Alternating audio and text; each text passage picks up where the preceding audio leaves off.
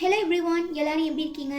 கண்டிப்பாக நல்லா இருப்பீங்கன்னு நம்புகிறேன். இன்றைக்கி நாம் இன்ஸ்டாகிராமில் பயங்கர ட்ரெண்டிங்காக போயிட்டுருக்க பர்ஃபெக்ட் வேர்ல்டுங்கிற ஜாப்பனீஸ் ட்ராமா தான் பார்க்க போகிறோம். அதுக்கு முன்னே இன்னும் நம்ம சேனலுக்கு சப்ஸ்கிரைப் பண்ணாதவங்க சப்ஸ்கிரைப் பண்ணிக்கோங்க. ஓகே, இப்போ நாம் இன்னைக்கான மூவிக்குள்ளே போகலாம்.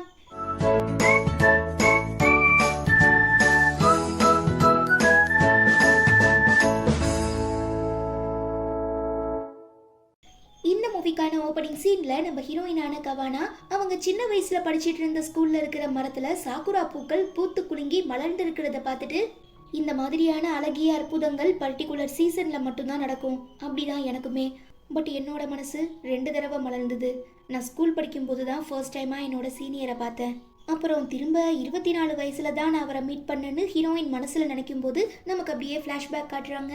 ரொம்ப ரொம்ப டேலண்டடான இன்டீரியர் டிசைனராக இருக்க நம்ம ஹீரோயின் ஒரு பெரிய கம்பெனியில் ஒர்க் பண்ணிட்டு இருக்கும்போது, இன்னொரு ஆர்கிடெக்ட் கம்பெனி கூட ஒரு பெரிய ப்ராஜெக்ட்டுக்காக கொலாபரேஷன் பண்ணவும் எல்லாரும் ஒன்னா சேர்ந்து பேசி முடிவெடுக்கிறதுக்காக டின்னர் அரேஞ்ச் பண்ணியிருக்காங்க.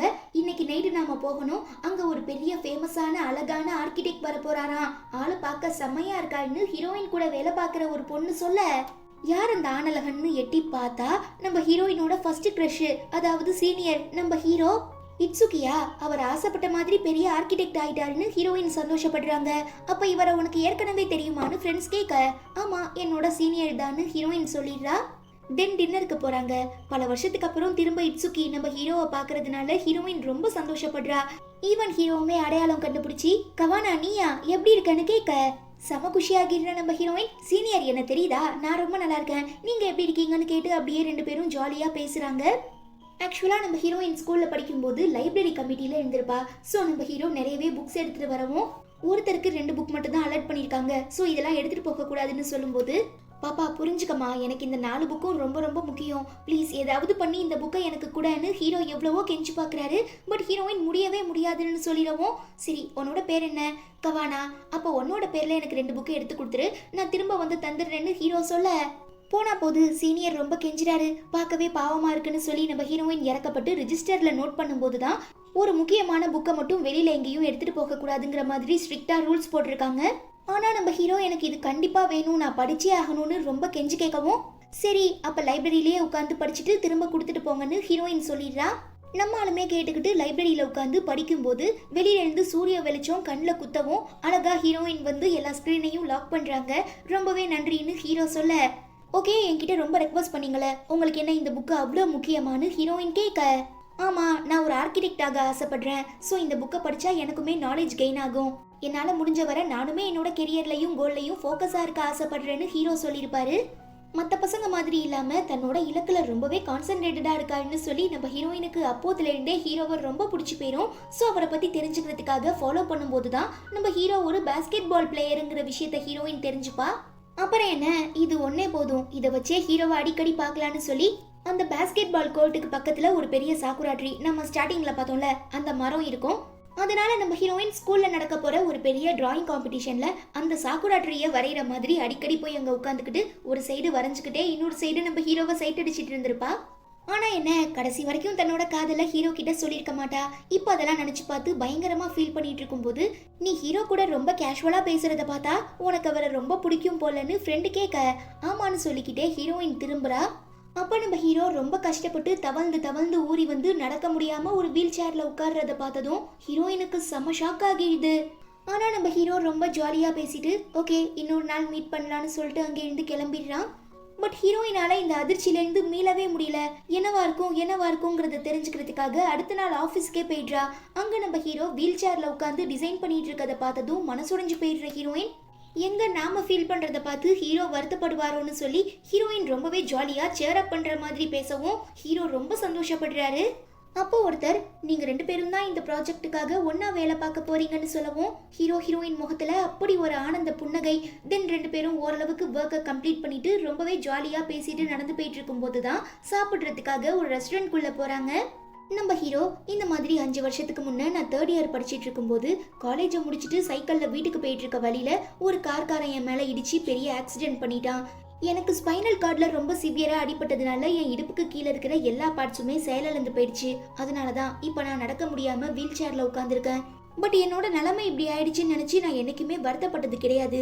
பிகாஸ் நான் என்னோட கோலில் கான்சென்ட்ரேட்டடாக இருந்தேன். என்னோட டார்கெட் அச்சீவ் பண்ணியே ஆகணுங்கிற குறிக்கோளில் இருந்தேன். அந்த ஒரு உத்வேகம் மட்டும்தான் எனக்கு இவ்வளோ பெரிய ஆக்சிடென்ட் ஆனதுக்கு அப்புறம் கூட என் முயற்சியை தளர விடாமல் என்னை இவ்வளோ தூரம் கொண்டு வந்திருக்கு. இப்போ நான் சின்ன வயசில் ஆசைப்பட்ட மாதிரி ஒரு பெரிய ஆர்கிடெக்டாகவுமே ஆயிட்டேன். பட் இது எனக்கு பத்தாது. அடுத்த வாரம் என்ன மாதிரி இருக்க ஆர்கிடெக்ட்ஸ்க்காக ஒரு பெரிய காம்படிஷன் நடக்குது. அதில் எப்படியாவது நான் வின் பண்ணணும். அதில் தான் இப்போ நான் குறிக்கோளோட இருக்கேன்னு ஹீரோ சொல்கிறாரு. ஹீரோயின் அவரை பார்த்துட்டு பயங்கரமாக அட்மையர் ஆகிடுறாங்க. இப்படியே சில நாட்கள் ரொம்ப சந்தோஷமாக கடந்து போயிட்டு இருக்கும்போது ஹீரோயின் ஹீரோக்கு கால் பண்ணுறாங்க. பட் அதை அட்டன் பண்ணுற ஹீரோவோட ஃப்ரெண்டு இந்த மாதிரி ஹீரோக்கு ரொம்ப உடம்பு சரியில்லை, சீரியஸாக இருக்கான், ஹாஸ்பிட்டலில் அட்மிட் பண்ணியிருக்கோன்னு சொல்லவும் பதறி போயிடுற நம்ம ஹீரோயின் வேகமாக ஓடி வந்து பார்க்குறாங்க. நம்ம ஹீரோவால் எழுந்திரிச்சு உட்கார முடியாது இல்லையா? ஸோ முதுகில் ஏதோ பூச்சி கடிச்சிருக்கும் போல, அதனால பெரிய இன்ஃபெக்ஷன் ஆகியிருக்கு. இப்போ அதுதான் அவருக்கு பயங்கரமான ஃபீவர் வரதுக்கான காரணமாக இருக்கிறதுனால பாவம் நம்ம ஹீரோவால் தாங்கிக்கவே முடியல, ரொம்ப கஷ்டப்படுறாரு. இதை பார்த்து மனசுடைஞ்சு போயிடுற நம்ம ஹீரோயின் ஹீரோவை பற்றி யோசிச்சு ரொம்ப வேதனையில் இருக்கும்போது தான் ஹீரோவோட ஃப்ரெண்டு ஹீரோவை நினைச்சாலே எனக்கு ரொம்ப கஷ்டமா இருக்கு, எப்படியாவது அந்த காம்படிஷன்ல வின் பண்ணிடணும்னு ரொம்பவே மெனக்கேட்டான். பட் இன்னும் 10 மணி நேரத்துக்குள்ள கண்டிப்பா அவனால அந்த டிராயிங்கை கம்ப்ளீட் பண்ண முடியாதுன்னு சொல்லி ஃபீல் பண்ணவும் ஹீரோயினுமே ஆறுதல் சொல்றதுக்காக ரூம்குள்ள வந்து பார்த்தா நம்ம ஹீரோ ரொம்ப கஷ்டப்பட்டு குப்பரப்படுத்திக்கிட்டு அந்த டிராயிங்கை வரைஞ்சிட்டு இருக்கான். ஆனா நர்ஸ் எல்லாம், சார் இது ரொம்ப தப்பு, உங்க உயிருக்கே ஆபத்தாக நிறையவே சான்சஸ் இருக்கு, தயவு செஞ்சு ரெஸ்ட் எடுங்கன்னு சொல்லி பாக்குறாங்க. இல்ல மேடம், அவரை தடுக்காதீங்க, நான் ஹீரோ பக்கத்திலேயே இருக்கேன், என்ன பிரச்சனையா இருந்தாலும் நான் உங்களை கூப்பிடுறேன், ப்ளீஸ் அவர் இஷ்டத்துக்கு விட்டுருங்கன்னு ஹீரோயின் ரொம்ப ரெக்வஸ்ட் பண்ணி கேட்கறதுனால நர்ஸுமே கிளம்பிடுறாங்க. தென் நம்ம ஹீரோ தன்னையே தான் பயங்கரமா ஃபோர்ஸ் பண்ணி எப்படியாவது இன்னும் 10 மணி நேரத்துக்குள்ள அந்த டிராயிங்கை கம்ப்ளீட் பண்ணியே ஆகணுங்கிற முயற்சி எடுக்கிறாரு. சீனியர், நிஜமாவே உங்கள் டிராயிங் ரொம்ப நல்லா இருக்கு, பட் இதை கலர் பண்ணலனா கண்டிப்பாக ஃபுல்ஃபில் ஆகாது. ஈவன் இதுக்கப்புறம் நீங்கள் ரிஸ்க் எடுத்தால் டெஃபினெட்லி உங்கள் உடல்நிலை பாதிக்கப்பட்டுரும். ஸோ நான் உங்களுக்கு ஹெல்ப் பண்ணுறேன். நான் நம்ம ஸ்கூலில் நடந்த டிராயிங் காம்படிஷனில் நிறைய ப்ரைஸ் வாங்கியிருக்கேன். ஸோ என்ன நம்பி இந்த டிராயிங்கை கொடுத்தீங்கன்னா நான் இதுக்கு கரெக்டாக பெயிண்ட் பண்ணுவேன்னு ஹீரோயின் ரொம்ப ரெக்வஸ்ட் பண்ணி கேட்கும்போது ஹீரோக்கு ஸ்கூலில் நடந்த சம்பவங்கள்லாம் ஞாபகம் வருது.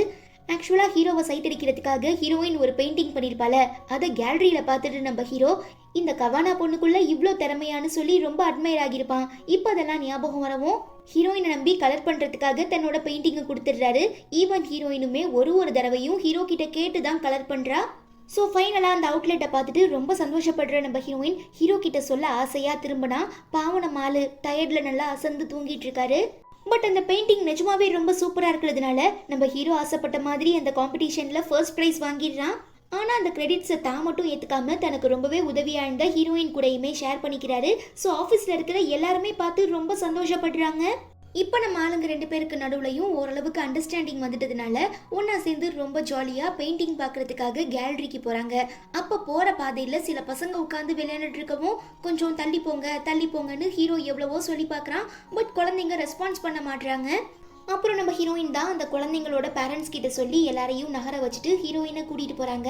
அப்போ அந்த குட்டி பையன் எதுக்காக அவர் வீல் சேரில் உட்காந்துருக்காரு, அவருக்கு என்ன ஆச்சுன்னு கேட்கவும் பாவம் நம்ம ஹீரோ ரொம்ப வருத்தப்படுறாரு. பட் பேச்சை மாத்துறதுக்காக இன்னைக்கு நான் செம்ம சந்தோஷமா இருக்கேன், என் கூட வெளியில வந்ததுக்கு ரொம்ப தேங்க்ஸ், கூடிய சீக்கிரம் நாம அடுத்து வேற எங்கேயாவது போலான்னு ஹீரோயின் சொல்ல, வேண்டாம் என்ன மாதிரி வீல் சேர்ல உட்காந்துருக்க ஒருத்தவங்க கூட வெளியில வர்றது ரொம்ப கஷ்டம். ஸோ நீ முடிஞ்ச வர சீக்கிரமா ஒரு பாய் ஃப்ரெண்ட் ரெடி பண்ணிக்கோ, அவன் கூட உன் வாழ்க்கையை சந்தோஷமா என்ஜாய் பண்ணுன்னு ஹீரோ சொல்லவும் என்ன இப்படிலாம் பேசுறாருன்னு மனசுடைஞ்சு போயிடுற ஹீரோயின் அதை பெருசா காட்டிக்காம அப்ப நெக்ஸ்ட் டைம் உங்க கேர்ள் ஃப்ரெண்ட் கூட வெளியில போக பிளான்ல இருக்கீங்களான்னு கேட்கவும் எனக்கு பிரேக்கப் ஆகி பல வருஷம் ஆகுதுன்னு ஹீரோ சொல்லும்போது தான் ஹீரோயினுக்கு ஒரு முக்கியமான விஷயம் ஞாபகம் வருது. ஆக்சுவலா ஹீரோ ஸ்கூல் படிக்கும்போது மிக்கிங்கிற ஒரு பொண்ணு டேட் பண்ணியிருப்பாரு.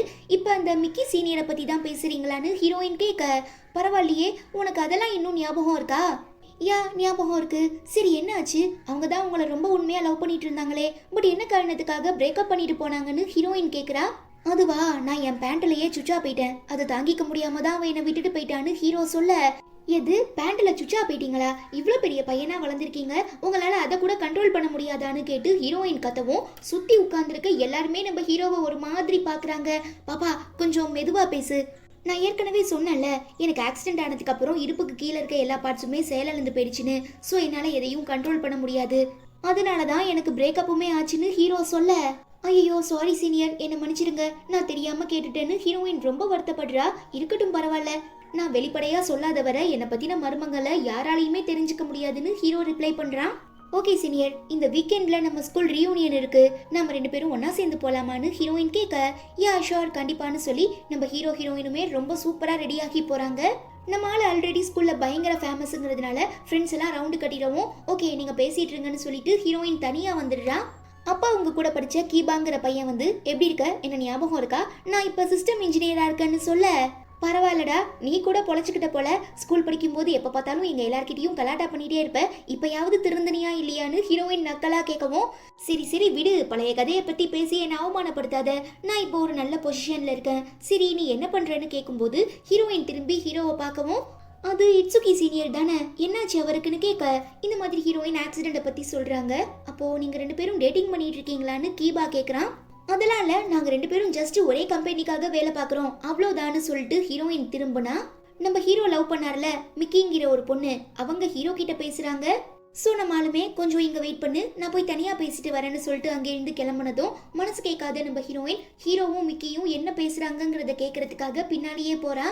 இந்த மாதிரி எனக்கு மேரேஜ் ஆக போகுது, ஸோ நீயுமே பழச எல்லாத்தையும் மறந்துட்டு உன் வாழ்க்கையை புதுசா ஆரம்பி, உன்னோட சந்தோஷம் தான் எனக்கு ரொம்ப முக்கியம்னு மிக்கி சொல்ல, என் வாழ்க்கையை பார்த்துக்க எனக்கு தெரியும், ஸோ நீ தேவையில்லாம என்னை பத்தி வருத்தப்படாத, நீ ஹாப்பியா இருந்தா அதுவே எனக்கு போதும்னு ஹீரோ சொல்லிடுறான். என்ன 2 பேரும் மாத்தி மாத்தி இப்படி பாச மலைய பொழிஞ்சிட்டு இருக்காங்கன்னு சொல்லி ஒன்னும் புரியாத நம்ம ஹீரோயின் உண்மையாவே என்ன காரணத்துக்காக இவங்க 2 பேருக்கும் பிரேக்கப் ஆச்சுங்கிறத தெரிஞ்சுக்கிறதுக்காக மிக்கி அக்காவை மீட் பண்ணி, நீங்க தான் ஹீரோவை அவ்வளோ லவ் பண்ணீங்களே, பட் இப்போ அவர் கஷ்டப்படுறாருன்னு தெரிஞ்சு எதுக்காக அவரை விட்டுட்டு போனீங்கன்னு கேட்க, நீங்க எல்லாரும் நினைச்சிட்டு இருக்க மாதிரி நான் ஒன்னும் ஹீரோவை விட்டுட்டு போகல, அவன் ஆக்சிடென்ட் ஆகி பேரலைஸ் ஆனதுக்கு அப்புறம் கூட என்னோட காதல் குறையாம நான் ஆரம்பத்துல எப்படி இருந்தேனோ அதே மாதிரி தான் ஹீரோ மேல உயிரியே வச்சிருந்தேன், பட் அவனால என்னோட வாழ்க்கை பாதிக்கப்பட கூடாதுங்கிற காரணத்துக்காக தான் நான் அவ்வளோ கெஞ்சியுமே ஹீரோ கேட்காம பிடிவாதமா என் கூட பிரேக்கப் பண்ணிட்டு போனா. அதுக்கப்புறம் நானுமே ஹீரோ கிட்ட எவ்வளவோ ரெக்வஸ்ட் பண்ணி கெஞ்சி கேட்டு பார்த்தேன், ஆனா அவன் மனசு மாறுறதா இல்ல, நான் சந்தோஷமா இருக்கணுங்கிறதுக்காக தானே என்னை விட்டுட்டு போனா, அதான் ஹீரோ ஆசைப்பட்ட மாதிரி நான் ஒருத்தரை மேரேஜ் பண்ணிக்க போறேன், பட் நேர்ல வந்து அவன் விஷ் பண்ணா மட்டும்தான் என்னால நிம்மதியா இருக்க முடியும், இல்ல நான் காலம் ஃபுல்லா குற்ற உணர்ச்சியிலேயே துடிதுடிச்சு செத்து போயிருவேன்னு மிக்கி சொல்லவும், பயங்கரமா எமோஷனல் ஆகிடுற நம்ம ஹீரோயின் இதை பத்தி பேசுறதுக்காக ஹீரோ கிட்ட வராங்க. பட் அவர் ரொம்பவே அமைதியா மௌனமா இருக்கிறத பார்த்துட்டு அவரோட ஃபீலிங்ஸ் என்னங்கிறத புரிஞ்சுக்கிட்டு அடுத்த நாள் கார்ல எங்கேயோ கூட்டிட்டு போறா. பரவாயில்ல, நீ நிஜமாவே ரொம்ப சூப்பரா டிரைவ் பண்ற, இது முன்னவே தெரிஞ்சிருந்தா கூட நான் ஏதாவது அவுட் ஆஃப் ஸ்டேஷனுக்கு பிளான் பண்ணிருப்பேன், சரி இப்போ நாம எங்க போறோம்னு ஹீரோ கேட்க, அது சஸ்பென்ஸ்ன்னு சொல்லி ஹீரோயின் அழைச்சிட்டு போறா. வேற எங்கேயும் இல்ல, மிக்கி அக்காவோட மேரேஜ் செர்மனிக்கு தான். செம்ம ஷாக் ஆகிடுற நம்ம ஹீரோ ஃபர்ஸ்ட் இங்க இருந்து கிளம்புன்னு சொல்லவும், இப்போ உங்களுக்கு என்னதான் பிரச்சனை, மிக்கி அக்கா ஹாப்பியா இருக்கணுங்கிறதுக்காக தானே நீங்க பிரேக்கப் பண்ணீங்க, இப்போ அவங்க சந்தோஷமா இருக்கிறத நீங்க கண்ணால பாட்டா மட்டும்தான் அவங்களால நிம்மதியா இருக்க முடியும், இன்னும் எத்தனை நாளைக்கு தான் இப்படி மௌனமாவே இருக்க போறீங்க, ப்ளீஸ் சீனியர் வாங்க வந்து மிக்கி அக்காக்கு கங்க்ராச்சுலேஷன் சொல்லுங்கன்னு ஹீரோயின் ரொம்ப கெஞ்சிரா. பட் ஹீரோ எதுவும் பேசாம கல்லு மாதிரி உட்கார்ந்துருக்கான். அதுவே இங்க மிக்கிக்கு மேரேஜ் ஆகிடுது. ஸோ அவ வெளியில வரும்போது ஆப்போசிட்ல நம்ம ஹீரோ நிக்கிறத உட்கார்ந்து இருக்கிறத பார்த்துட்டு ஒரு மாதிரி கில்ட்டியா ஃபீல் பண்றாங்க. பட் நம்ம ஹீரோ கியூட்டா ஸ்மைல் பண்ணிக்கிட்டே கங்க்ராச்சுலேஷன் சொல்லவும் மிக்கி அக்காவுமே சந்தோஷமா சிரிச்சுக்கிட்டு நன்றி சொல்றாங்க. இதை பார்த்து ஹீரோயின் பயங்கரமா எமோஷனல் ஆகி, ஒருவேளை ஹீரோக்கு மட்டும் ஆக்சிடென்ட் ஆகலனா இந்நேரத்துக்கு அவர் ஆசைப்பட்ட மாதிரி மிக்கி அக்காவை மேரேஜ் பண்ணிக்கிட்டு ரொம்ப சந்தோஷமா இருந்திருப்பாருன்னு சொல்லி ஃபீல் பண்றா. தென் நம்ம ஹீரோ இந்த பேரா பேஸ்கெட் பால் விளையாண்டதுக்கு அப்புறம் ஹீரோயின் கூட உட்காந்து சாப்பிட்டுட்டு இருக்கும்போது மியாவுன்னு சவுண்டு கேட்கவும் பக்கத்துல ஏதோ பூனை இருக்கு போலன்னு சொல்ல, ஹீரோயினுமே போய் அந்த பூனையை தேடி கண்டுபிடிச்சு எடுத்துட்டு வந்து தராங்க. வாவ், நீ பார்க்க செம்ம கியூட்டா இருக்க, உன்னை விட்டுட்டு போயிட்டாங்களா, சரி கவலைப்படாத, இதுக்கப்புறம் நானே உன்னை பாத்துக்கிறேன்னு ஹீரோ சொல்லவும், இந்த மனுஷன் இவ்வளோ நல்லவரா பாசமானவரா இருக்காருன்னு சொல்லி ஹீரோயின் பார்த்து அட்மையர் ஆகிடுறா. ஆனா என்ன, அடுத்த நாளே நம்ம ஹீரோக்கு திரும்ப உடம்பு சரியில்லாம போயிடுது. பதறி அடிச்சுக்கிட்டு ஹீரோயின் ஹாஸ்பிட்டலுக்கு போறாங்க. நீ கவலைப்படாத, எனக்கு எந்த பிரச்சனையும் இல்லை, நான் நல்லா தான் இருக்கேன்னு ஹீரோ சொல்லும்போது ஹீரோயினால நம்ப முடியல, ரொம்ப மனசுடைஞ்சு போயிடுறா. அப்ப உள்ள வர ஹீரோவோட அம்மா, யாருமா நீன்னு கேட்கும்போது, நான் ஹீரோவோட ஜூனியர், இப்போ ஒரே ஆஃபீஸ்ல தான் வேலை பார்த்துட்டு இருக்கோன்னு சொல்ல, அப்ப நீயுமே எங்க ஊர் தானா, ரொம்ப நல்லதா போச்சு, நம்ம ஊர் ஃபேமஸான ஸ்வீட் வாங்கிட்டு வந்திருக்கேன்னு சொல்லி தராங்க. ஓகே ஆண்டி வெயிட் பண்ணுங்க, நான் போய் இதை கட் பண்ணி வாங்கிட்டு வரேன்னு சொல்லிட்டு ஹீரோயின் வெளியில போனதும், மைசன் நீ இப்படி கஷ்டப்படுறத பார்த்துட்டு என்னால தாங்க முடியலடா, பேசாம நீ நம்ம ஊருக்கே வந்துரு, நான் உன்னை பத்திரமா பாத்துக்கிறேன், உனக்கு தேவையான எல்லாத்தையும் பண்ணி தரேன், இப்படி தனியா இருக்க உனக்கு அடிக்கடி உடம்பு சரியில்லாம போறதை நினைச்சாலே எனக்கு ரொம்ப பயமா இருக்கு, என்ன விடு, உன்னை நம்பியே இருக்க அந்த பொண்ணை பத்தி கொஞ்சமாவது யோசிச்சு பாருடான்னு சொல்லவும், நீங்க நினைக்கிற மாதிரி கவானா ஒன்னும் என்னோட கேர்ள் ஃப்ரெண்ட் இல்லைன்னு ஹீரோ சொல்ல, அப்ப அந்த பொண்ணு உனக்கு யாருன்னு அம்மா கேட்க, பதில் எதுவும் சொல்ல முடியாம நம்ம ஆளு தயங்குறத ஹீரோயின் பாத்துடுறாங்க. ஓகே நீங்க 2 பேரும் பேசிட்டு இருங்கன்னு சொல்லி அம்மா வெளியில வந்ததும் ஹீரோயின் ஹீரோக்கு அந்த ஸ்வீட்டை தராங்க. சாரி என்னோட அம்மா தெரியாம பேசிட்டாங்க, நீ எதுவும் தப்பா நினைச்சுக்காதன்னு ஹீரோ சொல்ல, ஏன் அப்படி எதுவும் இருக்க கூடாதான்னு ஹீரோயின் தயக்கத்தோட கேட்கவும், உன் மனசுல அந்த ஆசை இருந்தா அதை இப்பயே அழிச்சிரு, ஏன்னா என்னால உன்னை சந்தோஷமா பாத்துக்க முடியாது, என்னால உனக்கு ஒரு நல்ல துணையா இருக்க முடியாதுன்னு ஹீரோ சொல்லிடுறான். பாவம் நம்ம ஹீரோயின் மனசுடைஞ்சு போயிடுறா. தென் ஹீரோவோட அம்மா, என் பையன் ஆக்சிடென்ட் ஆகி சீரியஸா இருந்தப்போ எல்லாருமே அவன் பொழைக்க மாட்டான், திரும்ப பழைய ஃபார்முக்கு வர முடியாதுன்னு ரொம்பவே நெகட்டிவா பேசினாங்க. பட் நான் அதெல்லாம் ஏத்துக்கல. பிகாஸ் ஹீரோ என்னோட பையன். ஈவன் அவனுமே தனக்கு இப்படி ஆயிடுச்சுன்னு நினைச்சு வருத்தப்படாம தன்னோட டார்கெட்ல ரொம்பவே ஃபோக்கஸ்டா இருந்தான். அதனாலதான் இப்ப அவனால ஒரு பெரிய ஆர்கிடெக்டா ஆக முடிஞ்சுது. ஸோ என்னவா இருந்தாலும் சரி, எவ்வளோ பெரிய பிரச்சனையா இருந்தாலும் சரி, நம்ம முடிவுல நாம எப்போதுமே ஸ்ட்ராங்கா இருக்கணும்னு ஹீரோவோட அம்மா சொன்னதுக்கு அப்புறம் தான், நமக்கு ஒருத்தரை ரொம்ப பிடிச்சி போயிடுச்சுன்னா அவங்க கிட்ட இருக்க எந்த குறையும் நம்ம கண்ணுக்கு தெரியாது. நாம அவங்க மேல வச்சிருக்க காதல் உண்மையா இருந்தா அவங்களுக்காக என்ன வேணாலும் பண்ணலாங்கிற விஷயத்த உணர்ந்து ஹீரோ கிட்ட தன்னோட காதலை ப்ரப்போஸ் பண்றதுக்காக அவர் ஹாஸ்பிட்டல்ல இருந்து டிஸ்சார்ஜ் ஆகி வீட்டுக்கு வந்ததுக்கு அப்புறம் மீட் பண்ண போறாங்க. தான் வளர்த்துட்டு இருக்க பூனைக்குட்டியை காணும்னு சொல்லி நம்ம ஹீரோ கொற்ற மலையில தேடிட்டு இருக்கவும் பதறி போயிடுற ஹீரோயின், சீனியர் உங்களுக்கு கொஞ்சம் கூட பொறுப்பே இல்லையா, இப்பதானே ஹாஸ்பிட்டல்ல இருந்து டிஸ்சார்ஜ் ஆனீங்க, அதுக்குள்ள வெளியில வந்து மலையில நனைஞ்சிட்டு இருக்கீங்க, இந்தாங்க ஃபர்ஸ்ட் இந்த கொடையை பிடிங்க, நானே தேடுறேன்னு சொல்லி பூனைக்குட்டியை தேடவும், கவானா நீ மலையில நனைஞ்சா உனக்கு ஜுரம் வந்துரும்னு சொல்லி நம்ம ஹீரோ அவளுக்கு கொடை பிடிக்கிறாரு. செம்ம காண்டாகிடுற நம்ம ஹீரோயின், என் பொறுமைக்குமே அளவு இருக்கு, ஏன் இப்படி எப்ப பார்த்தாலும் அடுத்தவங்களை பத்தி மட்டுமே யோசிக்கிறீங்க, உங்க சந்தோஷத்தை பத்தி கொஞ்சம் கூட திங்க் பண்ண மாட்டீங்களா, நான் உங்க கூட வாழ்ந்தா நான் சந்தோஷமா இருக்க மாட்டேன்னு நீங்க எப்படி சொல்லலாம், அதை முடிவு பண்ண வேண்டியது நான். இங்க பாருங்க இட்சுகி, உங்களை எனக்கு பிடிச்சிருக்கு, ஸோ நீங்க எப்படி இருந்தாலும் பரவாயில்ல, நான் உங்களை கல்யாணம் பண்ணிக்க ஆசைப்படுறேன், நான் உங்களை காதலிக்கிறேன், ஸோ உங்க முடிவு என்னங்கிறத சீக்கிரமா சொல்லுங்கன்னு ஹீரோயின் ரொம்ப ரகட் கேர்ள் மாதிரி கேட்கவும், ஆத்தாடி இந்த பொண்ணு என்ன பயங்கரமான ஆளா இருக்கான்னு சொல்லி ஹீரோவே நடுங்கிடுறாரு. தென் வீட்டுக்கு அழைச்சிட்டு வந்து டவல் கொடுக்கும் போதுதான் வீட்டுக்குள்ள மியாவும் மியாவுன்னு சவுண்டு கேக்குது. மேபி பூனைக்குட்டி வீட்டுல கூட இருக்கலாம்னு சொல்லி நம்ம ஹீரோயின் தேடி பார்த்தா ரொம்ப குளிரா இருந்தது போல. ஸோ பூனைக்குட்டி ஒரு டப்பாக்குள்ள போய் மறைஞ்சு உட்காந்துருக்கு. பாத்தீங்களா சீனியர், வீட்டுக்குள்ள வச்சுக்கிட்டே நீங்க இந்த பூனைக்குட்டியை தேடி இருக்கீங்கன்னு சொல்லவும், அடிங் கொய்யால இத்து கொண்டு இருந்துகிட்டு என்னையே நீ சுத்தல்ல விட்டுட்டியா, பரவாயில்ல நீ இருக்கிற வரைக்கும் எனக்கு அதுவே சந்தோஷம் தான்னு ஹீரோ சொல்ல, நீங்க எப்போதுமே இந்த மாதிரி சந்தோஷமா இருக்கணும்னு தான் நான் ஆசைப்படுறேன், ப்ளீஸ் இப்பயாவது உங்க முடிவு என்னங்கிறத சொல்லுங்கன்னு ஹீரோயின் ரொம்ப ரெக்வஸ்ட் பண்ணி கேட்கவும், நம்ம ஹீரோவே தன்னோட ஃபீலிங்ஸையும் எமோஷன்ஸையும் கண்ட்ரோல் பண்ண முடியாம ஹீரோயினை கிஸ் பண்ணிடுறாரு. அப்புறம் என்ன, ஒரே ஜாலி தான். நம்ம ஆளுங்க 2 பேரும் ஒன்னா சேர்ந்து அவுட்டிங்க்கு போறாங்க. நம்ம ஹீரோ சின்ன வயசுல தான் ஃபேமிலி கூட அடிக்கடி போன ஒரு இடத்துக்கு அழைச்சிட்டு போகவும் ஹீரோயின் ரொம்ப சந்தோஷமா அதை ரசிக்கும் போது நம்ம ஆளு செம்ம சர்ப்ரைஸா ஒரு கிஃப்ட் தராரு.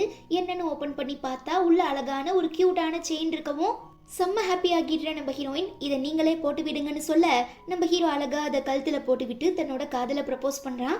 ஹீரோயினுமே சிரிக்கிறா. ஆக்சுவலா அது நம்ம ஹீரோயினோட சொந்த ஊருங்கிறதுனால நம்ம ஹீரோயினை வீட்டுக்கிட்ட டிராப் பண்ணும்போது ஹீரோயின் அப்பா பார்த்துடுறாரு. பட் நம்ம ஹீரோக்கு தான் கால் முடியாதுல, ஸோ கார்க்குள்ள உட்காந்துக்கிட்டே வணக்கம் சொல்றான். ஹீரோ அப்பாவுமே திரும்ப வணக்கம் சொல்றாரு. இப்படி தன்னோட பொண்ணு ஒரு பையன் கூட கார்ல வந்து இறங்கின விஷயத்த ஹீரோயின் அம்மா கிட்ட சொல்லவும் ரொம்ப சந்தோஷப்படுறவங்க, யாரு பாப்பா அவரு, உன்னோட பாய் ஃப்ரெண்டா, 2 பேருக்கு நடுவுல என்ன போயிட்டு இருக்குன்னு கேட்கவும், ஆமா அவரும் நானும் லவ் பண்ணிட்டு இருக்கோம், கல்யாணம் பண்ணிக்கிற பிளான்லயுமே இருக்கோம்னு சொல்ல அம்மா அப்பா 2 பேருமே சந்தோஷப்படுறாங்க. அப்பதான் அவருக்கு நடக்க முடியாது, ஒரு பெரிய ஆக்சிடென்ட்ல அவருக்கு ஸ்பைனல் கார்ட்ல அடிபட்டதுனால இடுப்புக்கு கீழே இருக்கிற எல்லா பார்ட்ஸுமே செயலிழந்து போயிடுச்சு. ஸோ அவர் வீல் சேர்ல தான் உட்கார்ந்துருப்பாருன்னு சொல்லவும் அம்மா அப்பா 2 பேருமே செம்ம ஷாக் ஆகிடுறாங்க. முக்கியமா ஹீரோயினோட அப்பா ரொம்ப அப்செட்டா இருக்கவும், பாப்பா அப்பாவுக்கு வயசாகிட்டே போயிட்டு இருக்கு, ஸோ உனக்கு ஒரு நல்ல வாழ்க்கையை அமைச்சு தர ஆசைப்படுறாரு, அதனால நீ அந்த பையனை விட்டுரு, நாங்க உனக்காக ஒரு நல்ல வரனை பார்த்து கல்யாணம் பண்ணி வைக்கிறோன்னு அம்மா சொல்லவும், நான் ஹீரோ கூட தான் இருப்பேன், ஹீரோவை தான் மேரேஜ் பண்ணிப்பேன்னு ஹீரோயின் ஸ்ட்ரிக்டா சொல்லிடுறா. இது தெரியாத நம்ம ஹீரோ, அன்னைக்கு என்னால உங்க அப்பா கிட்ட ப்ராப்பரா வணக்கம் சொல்ல முடியல, பட் நெக்ஸ்ட் டைம் கண்டிப்பா நான் ஒழுங்கா வணக்கம் சொல்றேன்னு சொல்லவும் ஹீரோயின் பதில் எதுவும் பேசாம அமைதியாவே இருக்கா. சரி நாம லவ் பண்ணிட்டு இருக்க விஷயத்த உன்னோட பேரண்ட்ஸ் கிட்ட சொன்னியான்னு ஹீரோ கேட்க, யா சொன்னேன்னு ஹீரோயின் ரொம்ப சோகமா பதில் சொல்றாங்க. இதுல இருந்தே ஏதோ ஒரு பிரச்சனை நடந்திருக்குங்கிறத புரிஞ்சுக்கிற நம்ம ஹீரோ பேச்ச மாத்துறதுக்காக ஓகே நாம இங்க இருந்து கிளம்பலான்னு சொல்லிட்டு போகவும், எங்க தன்னோட பிஹேவியர்னால ஹீரோ ரொம்ப ஹர்ட் ஆகிடுவாரோன்னு பயந்துடுற ஹீரோயின் பின்னாலேயே ஓடி போய் அவரை ஹக் பண்ணி பயங்கர எமோஷனலா ஐ லவ் யூன்னு சொல்றா. ஹீரோவுமே சந்தோஷப்படுறாரு. அப்புறம் நம்ம ஆளுங்க 2 பேரும் ஒன்னா சேர்ந்து திரும்ப டோக்கியோக்கு வராங்க. அங்கதான் நம்ம ஹீரோயின் இத்தனை நாளா நம்ம ஹீரோவை ரொம்பவே பத்திரமா அக்கறையா பாத்துக்கிற நர்ஸை மீட் பண்றா.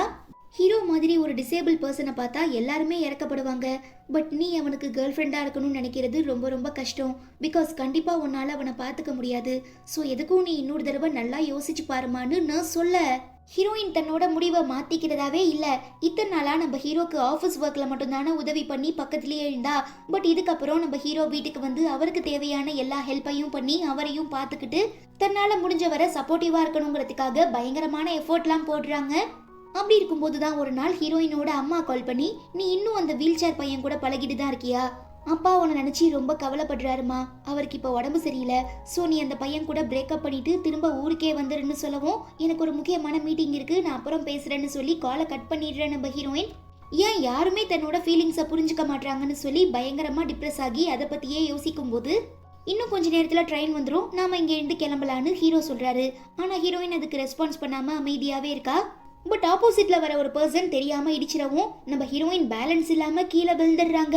ஹீரோ பதறி போய் எப்படியாவது காப்பாத்திடலான்னு தன்னோட கையை நீட்டி ட்ரை பண்றாரு. பட் ஹீரோயினால பிடிக்க முடியல. அதே நேரம் ஹீரோவாலையுமே எழுந்திருக்க முடியாது இல்லையா. ஸோ ஹீரோயின் ஸ்லிப் ஆகி ட்ரெயின் தண்டவாளத்துல விழுந்துடுறா. பார்த்துட்டு தாங்கிக்க முடியாத நம்ம ஹீரோ, ப்ளீஸ் யாராவது வாங்க, வந்து இவளை காப்பாத்துங்க காப்பாத்துங்கன்னு கத்தவும் சுத்தி நிக்கிற எல்லாருமே நம்ம ஹீரோயினை பிளாட்ஃபார்ம்ல இருந்து தூக்கிடுறாங்க. தென் நம்ம ஹீரோயின் கிளாஸ்மேட் கீபா தான் ஹீரோக்கு உதவி பண்ணி ஹீரோயினை ஹாஸ்பிட்டல்ல சேர்க்கிறான். நீ மட்டும் இல்லைனா கண்டிப்பா ஹீரோயினை காப்பாத்திருக்க முடியாது, ரொம்பவே நன்றின்னு ஹீரோ சொல்ல, கோவப்படுற கீபா, உன்னாலதான் ஹீரோயின் இவ்வளோ கஷ்டப்படுறான்னு சொல்லிட்டு அங்கே இருந்து போயிடுறான். என்ன இருந்தாலும் கீபா சொன்னது கரெக்ட் தான். நாம மட்டும் இல்லைனா கண்டிப்பா ஹீரோயினுக்கு இவ்வளோ பிரச்சனை இருந்திருக்காது. அவ பாட்டும் அவ வாழ்க்கையை சந்தோஷமா வாழ்ந்துட்டு இருப்பான்னு சொல்லி ஃபீல் பண்ணிட்டு இருக்கும்போது ஹீரோயின் கண் விழிச்சிடுறாங்க. நீங்க எதுவும் பயப்படாதீங்க, என் காலில் சின்னதா ஒரு லேசான அடிதான் பட்டிருக்கு, கூடிய சீக்கிரம் நான் ரெக்கவர் ஆகிருவேன்னு ஹீரோ கஷ்டப்படக்கூடாதுங்கிறதுக்காக ஹீரோயின் தன்னோட வலியை மறைச்சிக்கிட்டு போய் சொல்றா. கரெக்டா அங்க நம்ம ஹீரோயினோட அம்மாவும் அப்பாவும் வந்துடுறாங்க. ஹீரோவை பார்த்து செம்ம டென்ஷன் ஆகிறவும், தம்பி நாங்கள் எங்கள் பொண்ணுக்கிட்ட ஒரு முக்கியமான விஷயம் பேசணும், கொஞ்சம் வெளியில் இருக்க முடியுமான்னு அம்மா ரெக்வஸ்ட் பண்ணுறதுனால, ஓகே ஆண்டி நீங்கள் பேசுங்கன்னு சொல்லிட்டு ஹீரோ ரூம்ல இருந்து வெளியில் வந்துடுறான். நம்ம ஹீரோவால் ஹீரோயினை பற்றி நினைக்காம இருக்கவே முடியல. என்ன இருந்தாலும் தன்னால தான் அவளுக்கு இப்படி ஆயிடுச்சுங்கிற குற்ற உணர்ச்சியில் இருக்கிற நம்ம ஹீரோ ரொம்பவே டிப்ரெஸ்ஸாக இருக்கிறத பார்த்துட்டு ஃப்ரெண்ட்ஸ் எல்லாம் ஆறுதல் சொல்கிறாங்க. தென் மனசு கேட்காத நம்ம ஹீரோயினை மீட் பண்ணுறதுக்காக ஹாஸ்பிட்டலுக்கு போகும்போது ஹீரோயினோட அப்பா அவர்கிட்ட, எனக்கு நிறையவே குழந்தைங்க, அதில் ஹீரோயின் தான் லாஸ்ட் பொண்ணு, ஸோ செல்லமாக வளர்ந்துட்டாங்கிறதுனால எல்லாரையுமே ஈஸியாக நம்பிடுவா. அப்படிதான் அவள் உங்களை பார்த்து இறக்கப்பட்டு இப்போ காதலிக்கிறதா சொல்லிட்டு இருக்கா. பட் நான் இல்லை, எந்த ஒரு அப்பாவாக இருந்தாலும் தன்னோட பொண்ணு இப்படி வீல் சேரில் உட்காந்துருக்கவனை லவ் பண்ணுறதை ஏற்றுக்க முடியாது. அதனால நீங்கள் மனசு வச்சா மட்டும்தான் என் பொண்ணோட வாழ்க்கையை காப்பாற்ற முடியும். ப்ளீஸ் தயவு செஞ்சு என் பொண்ணை விட்டுட்டு போயிருங்கன்னு நம்ம ஊர்லலாம் இந்த காலில் விழுந்து மன்னிப்பு கேட்பாங்களே, அந்த மாதிரி போ பண்ணவும், வயசுல பெரியவங்க நீங்க இப்படிலாம் பேசக்கூடாதுன்னு ஹீரோ தடுக்கிறான். பட் ஹீரோயின் அப்பா கேட்காம இன்னும் அதிகமா பெண்ட் பண்றாரு. என்ன இது, நம்ம எல்லாரும் சந்தோஷமா இருக்கணும்னு தானே ஆசைப்படுவோம். பட் இப்போ ஹீரோயினோட அப்பா ரொம்ப கஷ்டப்பட்டு என்கிட்ட இப்படி ரெக்வஸ்ட் பண்ணி கேட்கறாருன்னு சொல்லி நம்ம ஹீரோ பயங்கரமான ஸ்ட்ரெஸ்ல இருக்கும்போது, சீனியர் இங்க என்ன பண்ணிட்டு இருக்கீங்க, என்ன மீட் பண்ண வந்தீங்களா? ஐயோ இப்போதான் நான் ஸ்கேனுக்கு போயிட்டு வந்தேன், கொஞ்சம் வெயிட் பண்ணுங்க, இதோ நானே வரேன்னு சொல்லி நம்ம ஹீரோயின் இந்த வீல் சேரை தள்ளிட்டு வரதை பார்க்கும்போது ஹீரோக்கு மனசே கேட்கல. என்னதான் இத்தனை நாளா அவர் வீல் சேர்ல வந்திருந்தாலும் இப்போ நம்ம ஹீரோயினை இந்த நிலைமையில பார்க்கும்போது ரொம்ப குற்ற உணர்ச்சிக்கு உள்ளாகிடுற நம்ம ஹீரோ டக்குன்னு அவங்கள ஹக் பண்ணி, நீ எதுக்காகவும் கவலைப்படாத, சீக்கிரமா ரெக்கவர் ஆகிடுவ, அதுக்கப்புறம் நாம 2 பேரும் ஒன்னா சேர்ந்து அவுட்டிங்க்கு போகலான்னு சொல்ல ஹீரோயினுமே ரொம்ப சந்தோஷப்படுறா. கட் பண்ணா ஹீரோயினுக்கு கால் ரெக்கவர் ஆகிடுது. பிளான் பண்ண மாதிரி 2 பேரும் அவுட்டிங்காக அம்யூஸ்மெண்ட் பார்க்குக்கு போறாங்க. தன்னால முடிஞ்ச வரை அவளை சந்தோஷமா பாத்துக்கிறதுக்காக ஹீரோ பயங்கரமான எஃபர்ட் போடுறாரு. ஈவன் ஹீரோயினுமே அந்த எல்லா சந்தோஷமான மொமெண்ட்டையும் ரொம்ப ஹாப்பியா என்ஜாய் பண்றாங்க. அப்படி இருக்கும்போது தான் ஒரு பெரிய ஜெயிண்ட் வீல், அதாவது ராட்டனத்துல போயிட்டு இருக்கும்போது நம்ம ஹீரோ, என்னால் இந்த மொமெண்ட்ஸ் எல்லாம் மறக்கவே முடியாது, நான் என் வாழ்க்கையிலேயே ரொம்ப சந்தோஷமா இருந்த மொமெண்ட்னா அது கண்டிப்பாக இதுதான், இதை கிரியேட் பண்ணி கொடுத்த உனக்கு என்னோட மனமார்ந்த நன்றிகள், நீ மட்டும் இல்லைனா கண்டிப்பாக இதெல்லாம் பாசிபிளே இல்லை, ஃப்யூச்சரில் இதெல்லாம் நினச்சி பார்க்கும்போது எனக்கு ரொம்பவே சந்தோஷமாக இருக்கும், ஆனால் இதுக்கப்புறம் நம்ம 2 பேரும் சேர்ந்து இருக்க வேண்டாம், பிகாஸ் என்ன மாதிரி ஒருத்தங்க கூட உன்னால் சந்தோஷமான வாழ்க்கையை வாழ முடியாது, அதே நேரம் உன்னோட சந்தோஷத்தை நான் ஸ்பாயில் பண்ணுறேனோங்கிற குற்ற உணர்ச்சி எனக்குள்ளே இருந்துகிட்டே இருக்கும், என்னை கொஞ்சம் கொஞ்சமாக டெய்லியும் சாகடிச்சிரும், லெட்ஸ் பிரேக் அப்னு ஹீரோ சொல்லவும் ஹீரோயினால தாங்கிக்க முடியல. அவரை ஹக் பண்ணிக்கிட்டு, இல்லை நான் உங்களை விட்டுட்டு போக மாட்டேன், உங்களை நான் லவ் பண்ணுறேன், நீங்கள் எனக்கு ரொம்பவே முக்கியம்னு சொல்லி அழறா. நோ, நான் ஏற்கனவே முடிவு பண்ணிட்டேன், இதுக்கப்புறம் என்னால் இந்த ரிலேஷன்ஷிப்பை கண்டினியூ பண்ண முடியாது, நாம் 2 பேரும் பிரிஞ்சிடலான்னு சொல்லி ஹீரோ கூட பிரேக்கப் பண்ணிடுறாரு. கட் பண்ணா சில நாட்களுக்கு அப்புறம் பிரேக்கப் ஆன சோகத்திலிருந்து நம்ம ஹீரோயின் மீண்டு வரதுக்காக பயங்கரமா முயற்சி பண்றாங்க. என்னதான் வெளியில எல்லார்கிட்டையும் சிரிச்சு சிரிச்சு பேசினாலும் இன்னும் அவங்க மனசுக்குள்ள ஹீரோ பத்தின ஞாபகங்கள் தான் ஓடிட்டு இருக்கு. பட் அதை பெருசா காட்டிக்காம கீபாவை மீட் பண்றாங்க. என்ன எப்படி இருக்க, நல்லா இருக்கியான்னு கேட்க, யா ஃபைன், எனக்கு என்ன ரொம்பவே சந்தோஷமா இருக்கேன்னு ஹீரோயின் சொல்லவும், இங்க ஒரு முக்கியமான ஃபிளாஷ்பேக். ஆக்சுவலா நம்ம ஹீரோயின் ஹீரோக்காக தான் அந்த சக்குரா பெயிண்டிங்கையே வரைஞ்சிருப்பா. பட் அவரு மிக்கியை லவ் பண்றாருன்னு தெரிஞ்சதும், இதுக்கப்புறம் என்னோட பெயிண்டிங்க்கு வேல்யூ இல்லைன்னு சொல்லி குப்பத்தொடியில தூக்கி போடுறத பார்த்துடுற கீபா, ஆடா லூசே, நீ என்ன பைத்தியமா, எவ்வளோ கஷ்டப்பட்டு இந்த பெயிண்டிங் பண்ணிருப்ப, இப்ப கொஞ்சம் கூட யோசிக்காம எதுக்காக தூர தூக்கி போட்டுட்டு வர, அதை எடு, வா நம்ம போலான்னு சொல்லி கீபா தான் பயங்கரமா ஃபோர்ஸ் பண்ணி ஹீரோயினோட பெயிண்டிங்கை அந்த கேலரியில போஸ்ட் பண்ணியிருப்பான். அதை நம்ம ஹீரோ பார்த்துட்டு, பரவாயில்லையே இந்த பொண்ணுக்குள்ள இவ்வளோ திறமை ஒளிஞ்சிருக்கான்னு சொல்லி அட்மையர் ஆகிறது மட்டும் இல்லாம ஹீரோயின் மேல ஒரு நல்ல அபிப்பிராயமுமே கிரியேட் ஆகியிருக்கும். உன் வாயில இருந்து அந்த வார்த்தை வருதே தவிர உன் மனசு ரொம்ப கஷ்டத்துல இருக்குங்கிறத என்னால புரிஞ்சுக்க முடியுது. பட் எப்படி உனக்கு ஆறுதல் சொல்றதுங்கிறது தான் எனக்கு தெரியல. ஸோ நீயா முயற்சி பண்ணா மட்டும்தான் உன்னால இந்த கஷ்டத்திலேருந்து வெளியில வர முடியும்னு கீபா அட்வைஸ் பண்றான். சரி, அது கூட கரெக்டு தான்னு சொல்லி நம்ம ஹீரோயின் கொஞ்சம் ரிலாக்ஸ் பண்றதுக்காக சொந்த ஊருக்கு வராங்க. பட் ஹீரோயினோட அப்பா ரொம்ப உடம்பு சரியில்லாம இருக்கவும் பக்கத்திலேயே இருந்து அவரை ரொம்ப அக்கறையா பத்திரமா பார்த்துக்கிட்டு ஃப்ரீ டைம்ல ஹீரோயின் படிச்சாங்கள ஸ்கூல் அங்கேயுமே போறா. ஆனா இந்த தடவை அந்த மரத்துல சக்குரா பூக்கள் பூக்களை ரொம்பவே வாடி போயிருக்கு. அதாவது நம்ம ஹீரோயினுமே மன கஷ்டத்துல தான் இருக்காங்க இல்லையா, அதே மாதிரி தான் அந்த சக்குரா மலர்களும். ஸோ கிட்டத்தட்ட நானும் இந்த சக்குரா மலர்களும் ஒரே மாதிரி தான் போலன்னு சொல்லி ஹீரோயின் ஃபீல் பண்ணிட்டு இருக்கும்போது ஹீரோவோட நர்ஸ் கால் பண்ணி, இப்படி திடீர்னு உங்களை காண்டாக்ட் பண்ணுறதுக்கு தயவு செஞ்சு என்னை மன்னிச்சிடுங்க, எதுவும் தப்பாக நினச்சிக்காதீங்க, ஹீரோக்கு ஒரு பெரிய சர்ஜரி நடக்க போகுது, அதில் அவர் இறந்து போக கூட நிறையவே சான்சஸ் இருக்குது. ஸோ நீங்கள் வந்து லாஸ்ட்டாக ஒரு தடவை பார்த்துட்டு போனீங்கன்னா நல்லா இருக்கும்னு ரொம்ப ரெக்வஸ்ட் பண்ணி கேட்குறதுனால மனசுடைஞ்சு போயிடுற நம்ம ஹீரோயின் தன்னோட பேரண்ட்ஸ் கிட்ட இந்த விஷயத்தை இன்ஃபார்ம் பண்ணி நான் ஹீரோவை பார்க்கறதுக்காக திரும்ப டோக்கியோவுக்கு போகிறேன்னு சொல்லவும், அப்பா எதுவுமே பேசாமல் அமைதியாக இருக்காரு. ஹீரோவோட பிரச்சனை என்னங்கிறது தெரிஞ்சுதான் நான் அவரை லவ் பண்ணேன். முக்கியமாக அவர் கஷ்டப்படும் போது பக்கத்தில் நிற்கணும்னு நான் ஆசைப்பட்டேன். ஆனால் அதுக்குள்ளே எங்கள் 2 பேருக்கும் பிரேக்கப் ஆயிடுச்சு. அதே நேரம் இப்போ எனக்கு திரும்ப ஒரு சான்ஸ் கிடைச்சிருக்கு. ஸோ ஹீரோ என்னை ஏற்றுக்கலைனாலும் பரவாயில்ல, நான் அவருக்கு துணையாக ஒரு சப்போர்ட்டிவாக பக்கத்தில் நிற்க ஆசைப்படுறேன். ப்ளீஸ் என்னை தப்பாக நினச்சிக்காதீங்கன்னு சொல்லவும், நீ நினச்சிட்டு இருக்க மாதிரி ஹீரோவா உன்னை பிரேக்கப் பண்ணல, நான் தான் உன் கூட பிரேக்கப் பண்ண சொல்லி பயங்கரமாக ஃபோர்ஸ் பண்ணேன். ஏன்னா நானுமே ஒரு சாதாரண அப்பா தானே, என்னோட பொண்ணு வீல் சேரில் உட்காந்துருக்க ஒருத்தனை கல்யாணம் பண்ணிக்கிட்டு கஷ்டப்படக்கூடாதுங்கிறதுக்காக தான் இப்படி ஒரு காரியத்தை பண்ணேன். ஆனா நான் நினைச்சு பயந்துட்டு இருந்த மாதிரி இல்ல, நீ நிஜமாவே ரொம்ப தைரியமான பொண்ணு, அன்பான பொண்ணு. நான் கூட நீ ஹீரோ மேல இறக்கப்பட்டு தான் அவனை காதலிச்சிட்டு இருக்கன்னு நினைச்சேன். ஆனா எனக்கு உடம்பு சரியில்லைன்னு தெரிஞ்சதும் எனக்காக ஓடி வந்து என்னை பக்கத்துல இருந்து பாத்துக்கிட்ட பாருமா, அப்போவே உன்னோட மனசும் எண்ணங்களும் எவ்வளோ தூய்மையா இருக்குங்கிறத நான் புரிஞ்சுக்கிட்டேன். ஸோ இதுக்கப்புறம் நான் உன்னை பற்றி கவலைப்பட போகிறதில்ல. பிகாஸ் என்னோட பொண்ணு எந்த முடிவு எடுத்தாலும் கண்டிப்பாக அது கரெக்டாக தான் இருக்குங்கிற நம்பிக்கை எனக்கு இருக்குது. அதனால உன் மனசு என்ன சொல்லுதோ, உனக்கு என்ன விருப்பமோ, உனக்கு என்ன பிடிக்குதோ அதையே நீ தாராளமாக பண்ணுன்னு ஹீரோயின் அப்பா பெர்மிஷன் தந்துடுறாரு. அப்புறம் என்ன, நம்ம ஹீரோயினுமே டோக்கியோக்கு கிளம்பி ஹீரோவை பார்க்கறதுக்காக ஹாஸ்பிட்டலுக்கு வராங்க. என்னாச்சு, சர்ஜரி முடிஞ்சிருச்சா, ஹீரோ கண் விழிச்சிட்டாரான்னு கேட்கவும், இன்னும் கொஞ்ச நேரத்தில் ஆப்ரேஷன் முடிஞ்சிரும், டாக்டர் வெளியில் வந்ததுக்கு அப்புறம் தான் என்ன ஆச்சுங்கிறது தெரியும்னு அம்மா சொல்கிறாங்க. ஹீரோ ஆப்ரேஷன் தியேட்டருக்கு போகிறதுக்கு முன்னே இதை உங்ககிட்ட கொடுக்க சொல்லி என்கிட்ட தந்துட்டு போனாள்னு ஹீரோவோட நர்ஸ் ஒரு லெட்டரை தராங்க. எனக்கு நடக்கிற இந்த சர்ஜரி சக்ஸஸ் ஆகுமா இல்லை நான் உயிரோட இருப்பனா இல்லையாங்கிறதே எனக்கு தெரியல. அதனால தான் உன்கிட்ட என் மனசில் இருக்கிறத சொல்கிறதுக்காக இந்த லெட்டர் எழுதியிருக்கேன்.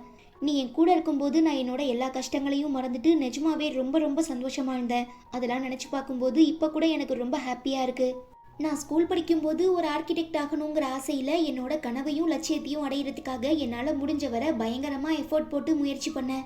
பட் நான் எதிர்பார்க்காத அந்த கார் ஆக்சிடென்ட் ஆனதுக்கப்புறம் என்னோட மொத்த கான்ஃபிடென்ட்டையும் இழந்துட்டு நான் ஒரு கோலை மாதிரி எல்லாத்தையும் ஃபேஸ் பண்ண ரொம்ப பயந்து போய் ஒரு ரூம்குள்ளேயே அடைஞ்சிருந்தேன். அப்போதான் என்னோட நர்ஸ் என்னை ரொம்ப கட்டாயப்படுத்தி என்னை மறுவாழ்வு மையத்துக்கு அழைச்சிட்டு போனாங்க.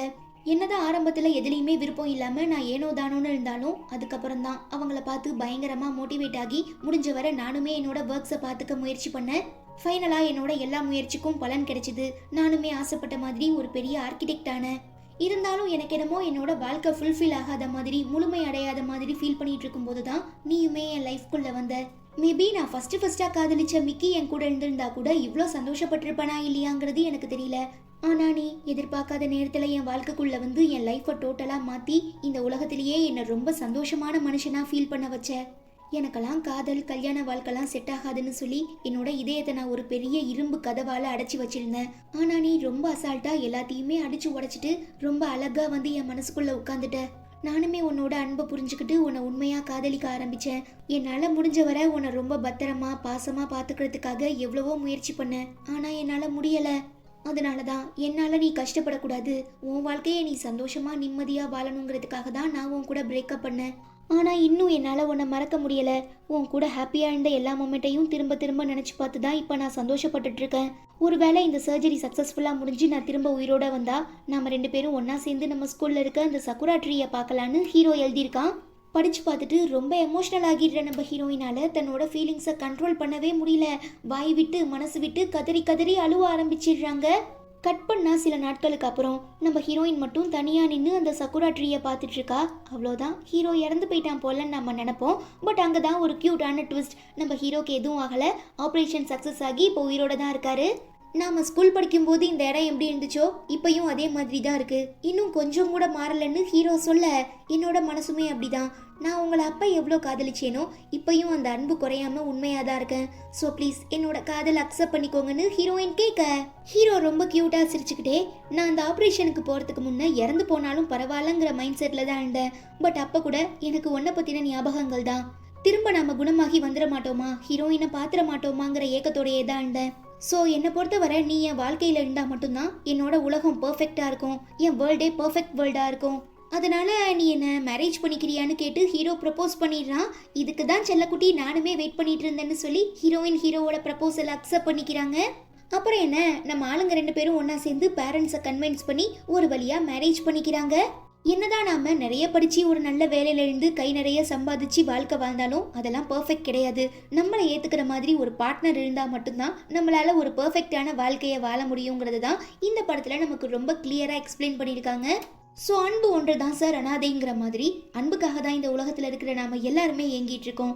ஸோ ரொம்ப கஷ்டப்படுற ஒருத்தருக்கு உங்களால் உதவி செய்ய முடியலைனாலும் பரவாயில்ல, கொஞ்சம் அக்கறையாக பேசி அன்பை பரிமாறினாலே போதும், அவங்களுக்கு இது ரொம்ப பெரிய ஆறுதலாக சப்போர்ட்டாக ரிலீஃபாக இருக்கும்னு சொல்லி நான் இந்த மூவியை இதோட முடிச்சுக்கிறேன். இந்த மூவி உங்களுக்கு பிடிச்சிருந்தா மறக்காமல் லைக் பண்ணிவிட்டு நம்ம சேனல் வீடியோஸை உங்கள் ஃப்ரெண்ட்ஸ் அண்ட் ஃபேமிலி கூட ஷேர் பண்ணுங்கள். நான் உங்கள் எல்லாரையும் ரொம்ப சீக்கிரமாக அடுத்து ஒரு சூப்பரான மூவி இல்லை ட்ராமாவில் மீட் பண்ணுறேன். Until then, it's bye from Afi and stay tuned with Spectre of Fantasy.